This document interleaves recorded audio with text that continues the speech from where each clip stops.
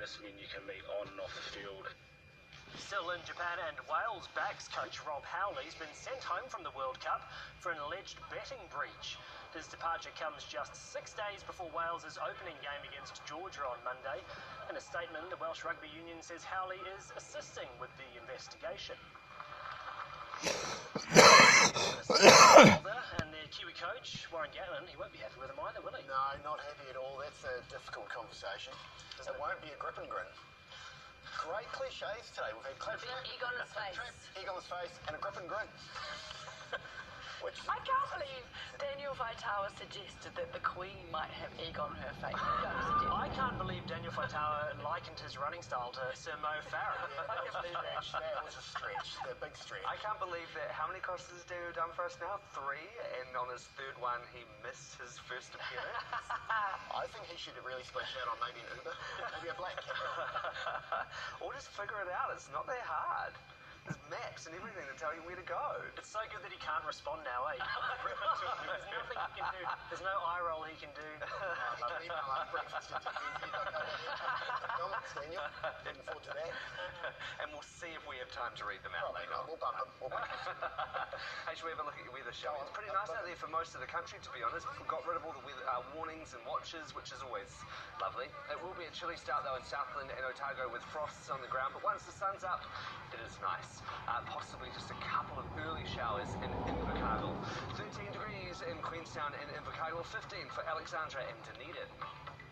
You're looking overcast in Milford Sound with a few showers, but for everyone else out west, it is decent. Westport just has some brief rain first thing. 12 degrees in Hokitika and Greymouth, 15 further north in Nelson.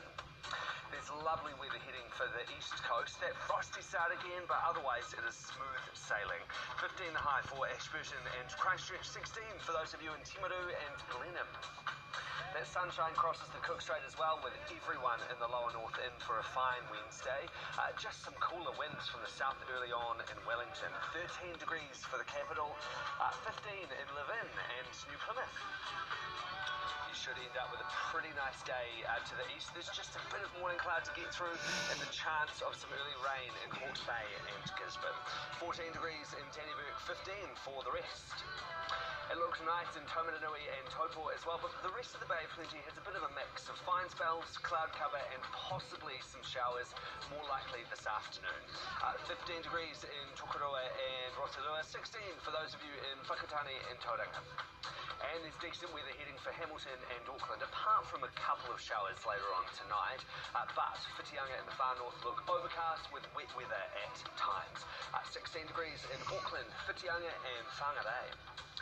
And then checking out your Thursday, apart from some isolated showers around Northland, Fiordland and the South Islands far south, the rest of the country looks pretty good.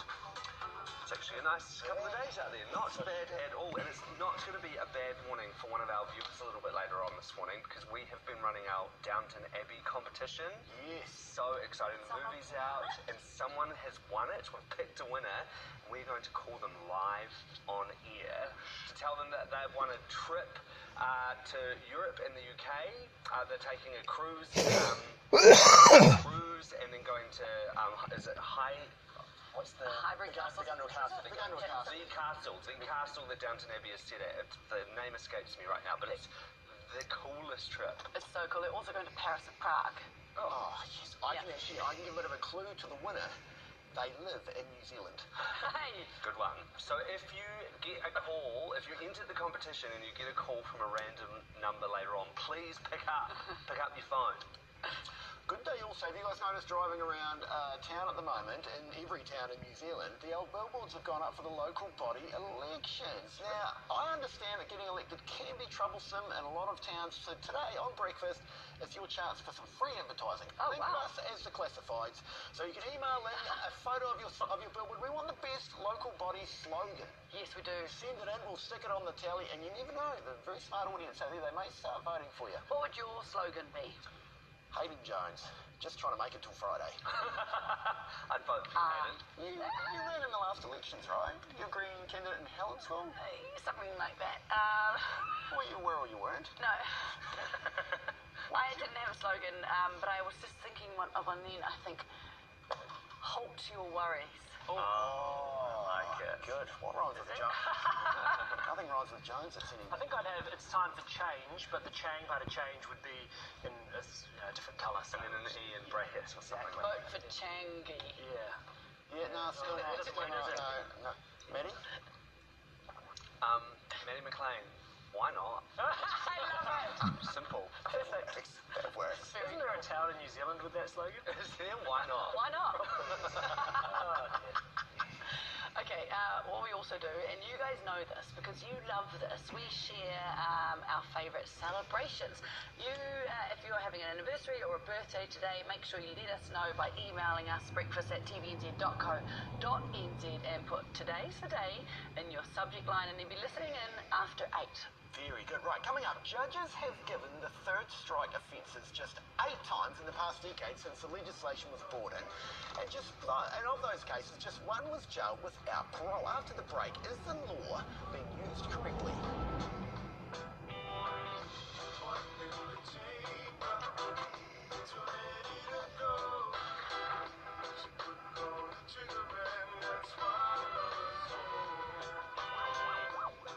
Partnership with Spark Sport, TVNZ1 kicks off Rugby World Cup 2019 this weekend. And here we go. First on Friday, get uninterrupted match play of the opening match between host Japan and Russia live from 9:30. Then Saturday from 9:45, get delayed coverage of New Zealand v South Africa as these old rivals open their campaigns to reach the final. That's Rugby World Cup 2019 this weekend on 1. Disney words are now at Countdown. You can collect all your favorite Disney characters. Play word games with family and swap with friends. Get one Disney word tile with every $30 you spend. There's 36 Disney and Pixar characters for your family to collect. So get in store today. Only at Countdown. Feed your family with healthy homegrown produce. Seeds have a selection including heirloom, bee-friendly and organically certified seed, ready to order online. There's help and advice on the site too. Kiwis impressing family and friends. Seeds for over 40 years. Drive the new you in the Kia Sorento Premium all-wheel drive from just $59,990 with LED headlights and daytime running lights, 19-inch alloys, 8-speed transmission and autonomous emergency braking. While inside there's space for 7, a panoramic roof and Apple CarPlay. Get the convenience of a power-lift tailgate, smart cruise control and 3 years free servicing. The stunning Kia Sorento Premium all-wheel drive for just $59,990. Visit your Kia dealer today. At New World, we're helping Kiwis get match ready. Every $40 you spend in store gets you a unique code for an online scratching and your chance to win from our $1 million cash prize pool. New World, enjoy better.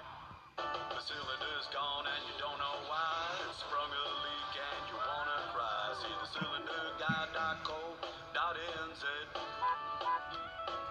Your cylinder's on the blink again and your mother-in-law's coming this weekend. See the cylinderguy.co.nz. For all hot water cylinders supplied and installed, see the cylinder guy, cylinderguy.co.nz. You see the cylinderguy.co.nz. The Kiwi knows the best botanicals are in New Zealand, so it doesn't fly anywhere.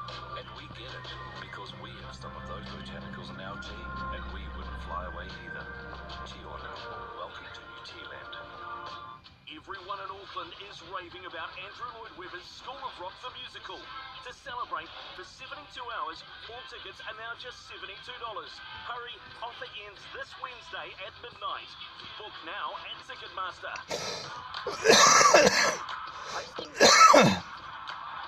At New World, we'll help you get match ready.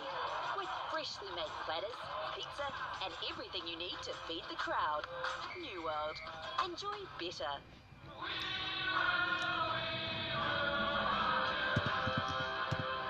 Hamilton 5th to 19th October, Clarence Street Theatre. Book now at Ticketek.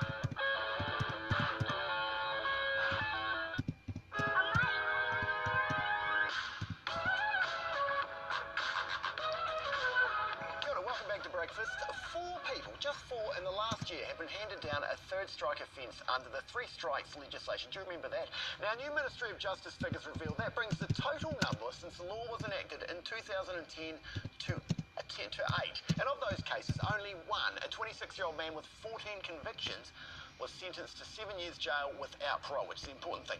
Now, joining us now is criminologist Greg Newbold. He's in Christchurch. Good morning, Greg.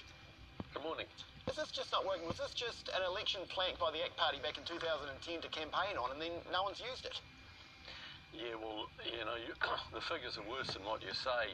There's also been 11 murderers who've been convicted on a second or third strike who should have got life without parole as well.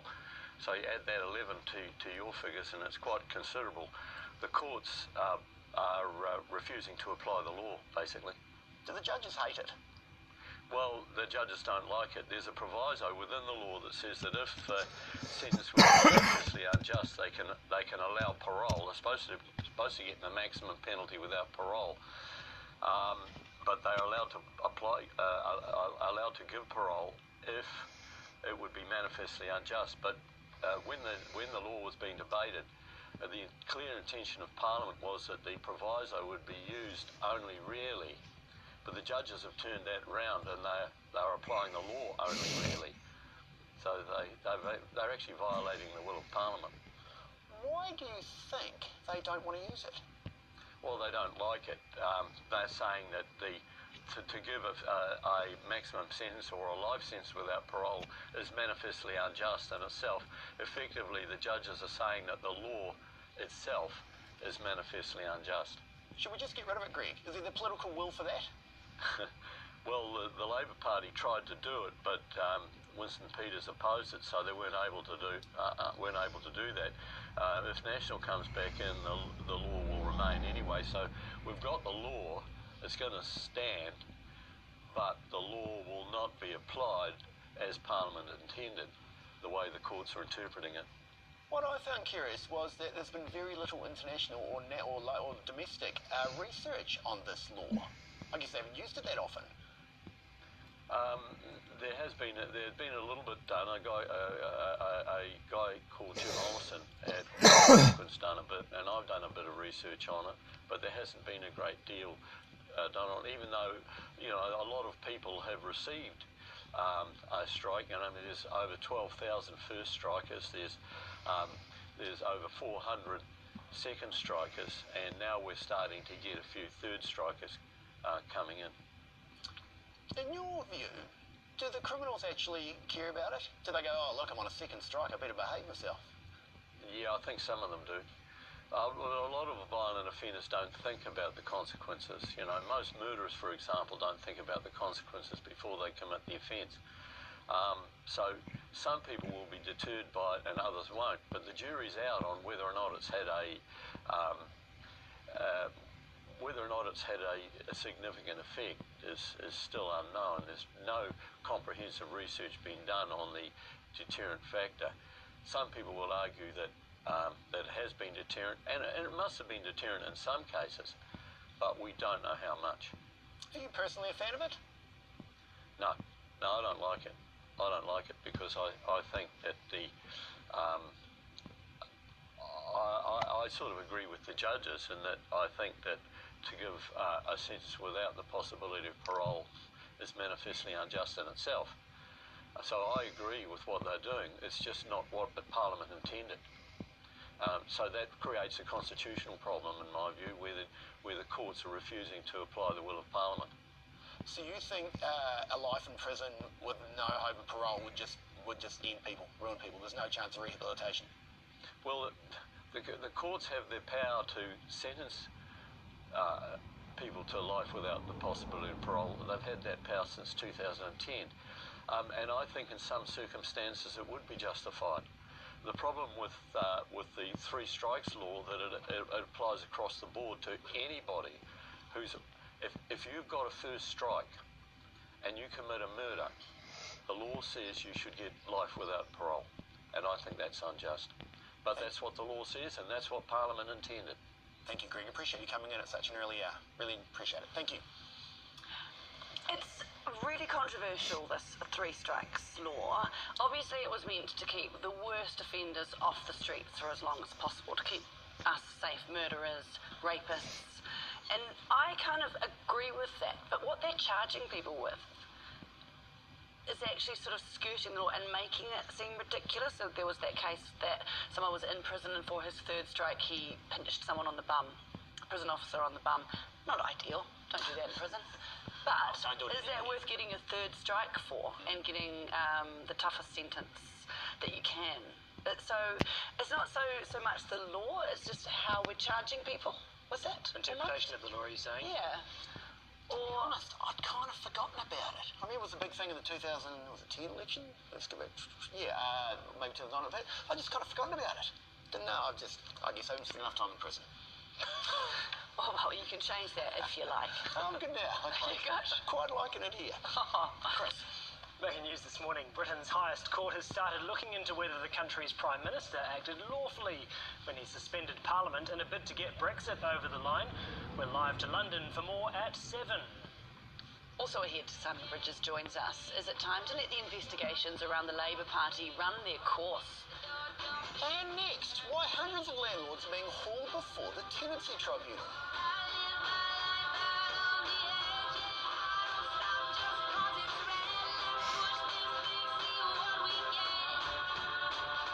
Kia ora. Tonight on One, a pressure test with a twist on MasterChef Australia.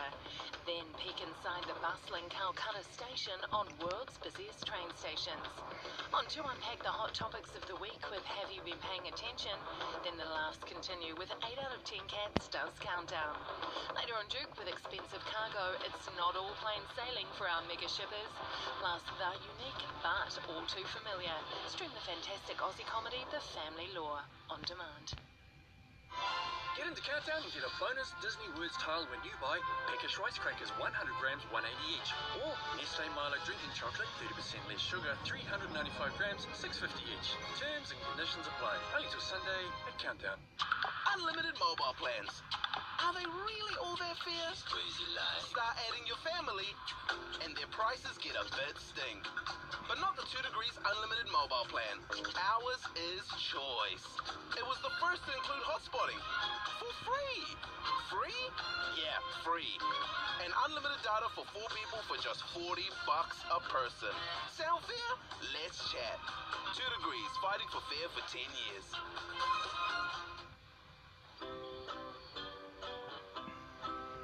There's a little bit of good in everyone. There's a little bit of bad news too.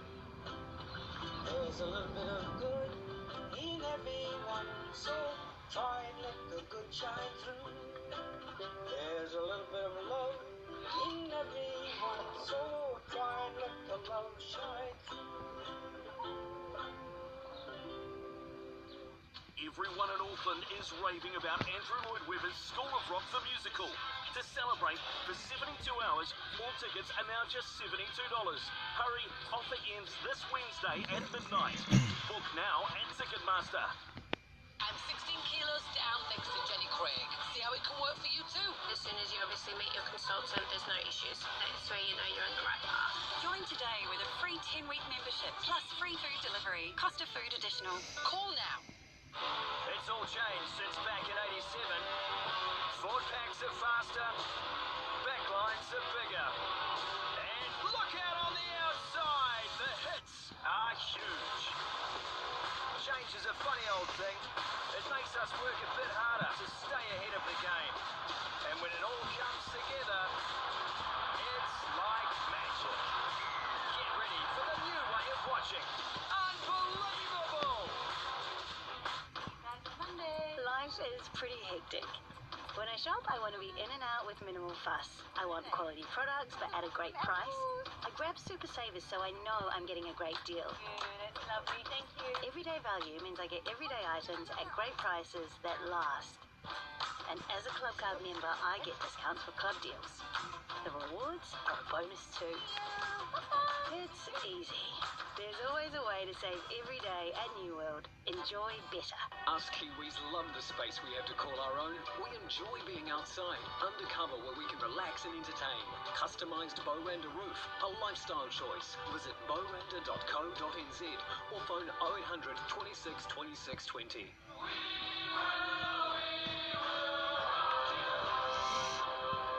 Hamilton, 5th to 19th October, Clarence Street Theatre. Book now at Ticketing. Today's breakfast brew is bright and warming with natural ginger. Dilmar's pure Ceylon green tea with ginger is always delicious. Good morning, New Zealand. Enjoy breakfast with a fresh cuppa by Dilmar. Do try it.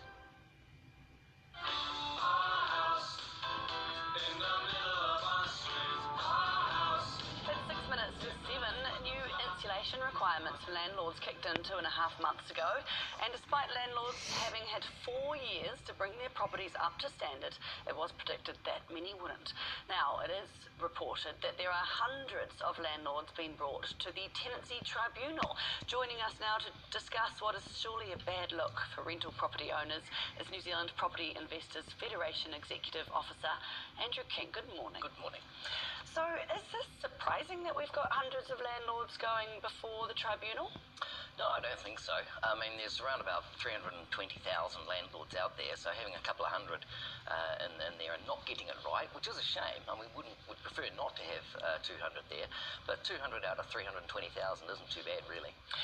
Is that because it's up to the tenants to take the landlord to the tribunal, and many might not because they were afraid of repercussions? Possibly, but I doubt it. There's actually an incentive. We've heard of tenants who have actually been waiting for the July 1st standards to come out so they can actually take their landlord to the tribunal because they can get up to $4,000. And it's a penalty, but it's not one that goes to the government or the council or something. It actually goes to the tenant. So there's quite an incentive there for them to hold their landlord accountable. But it could backfire, possibly, with the landlord may kick them out, or could they give them a bad referral, or they might get a bad name as tenants? Oh, look, even more doubtful. There's a thing called retaliatory action, and if a landlord takes retaliatory action, which in this case would be, if you're trying to get what you're legally entitled to, which is the insulation, and the landlord doesn't do it and then says you actually have to leave because of it, again, it's a $4,000 penalty, so it's up to $8,000 penalties now. Wow, okay. Is this fair on landlords? Being a landlord isn't a huge earner anymore, is it? I mean, it's not that viable. It's getting harder and harder to provide rental property, which is a real problem because we actually need more. For tenants, they actually need rental properties. They need good choice and they need good prices. Rental prices have been going up because there's a real lack of supply, so we actually need more.